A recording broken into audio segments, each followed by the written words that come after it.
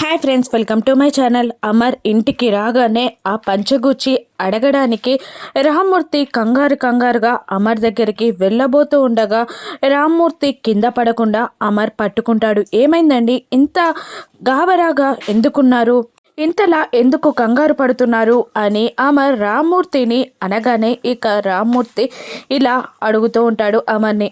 ఆ పంచ ఆ పంచ ఆ పంచ మీ ఇంట్లో ఎలా ఉంది బాబు అని అనగానే అమర్ షాక్ అయిపోతాడు. ఇక బాగి కూడా రామ్మూర్తిని అమర్ని అలా చూస్తూ కంగారు పడిపోతూ ఉంటుంది. మళ్ళీ రామ్మూర్తి ఇలా అంటూ ఉంటారు, ఆ రోజు నా తల్లి నా బిడ్డని ఆ పంచలోనే పెట్టి నాకు దూరం చేసింది. ఇప్పుడు ఆ పంచ మీ దగ్గరుంది.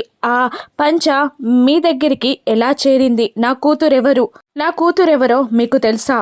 ఆ పంచ మీ దగ్గరికి ఎలా వచ్చింది అని రామ్మూర్తి అమర్ని నిలదీస్తూ ఉండగా అమర్ ఏం సమాధానం చెప్పాలో అర్థం కాక ఒక్క నిమిషం రామ్మూర్తిని బాగిని చూస్తూ ఉండిపోతాడు. పైనుండి మను చెప్పొద్దు అన్నట్టు సైగ చేస్తూ ఉంటుంది. చెప్పండి బాబు, చెప్పండి, ఆ పంచ మీ దగ్గరికి ఎలా వచ్చింది? అది నా బిడ్డ పంచే కదా అని రామ్మూర్తి అడుగుతుండగా అది మీ పంచేనండి అని అమర్ చెప్పేస్తాడు. దాంతో రామ్మూర్తి, బాగి, ఆరు, మను అందరూ షాక్ అయిపోతారు. ఇక అమర్ ఏం చెప్పనున్నాడు?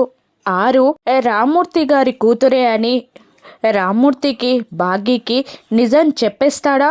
రామ్మూర్తి బాగి తన కన్న కూతురు అక్క చనిపోయిందని తెలుసుకొని తట్టుకొని నిలబడగలరా? బాగి ఆరు ఫోటో చూస్తుందా? ఆరు ఆత్మ తనకి కనబడుతుంది అని అందరికీ చెప్తుందా?